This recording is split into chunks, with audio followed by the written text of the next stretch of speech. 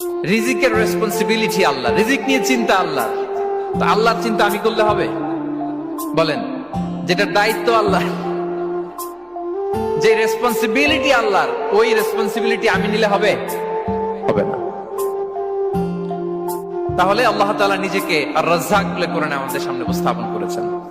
রাজ্জাকের তিনটা বৈশিষ্ট্য আছে, যেই সত্তার মধ্যে তিনটা বৈশিষ্ট্য খুঁজে পাওয়া যায় তিনি হচ্ছেন আর রাজ্জাক, দ্য প্রোভাইডার, দ্য সাস্টেইনার। আর রাজ্জাক কোন সেই তিন গুণ? এক নম্বর গুণ হচ্ছে নো ডেফিসিয়েন্সি, তার কোনো অভাব থাকবে না। who continuously provides sustenance to his creatures, যে লাগাতার নিয়মিত প্রতিনিয়ত তার সৃষ্টিকে রিজিক দেন এবং গোটা বিশ্বকে রিজিক সরবরাহ করতে যে তার ধনভাণ্ডারের 1 ইঞ্চিও কমে না। সুবহানাল্লাহ বিহামদি।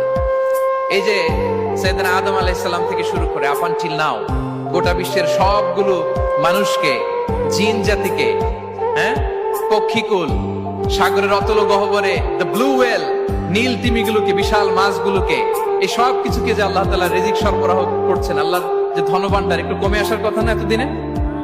কি বলেন?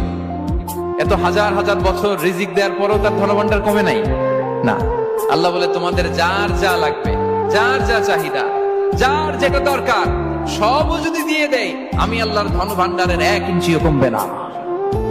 আর Razzak, যুল কুওয়াতিল মাতিন, the provider, the sustainer.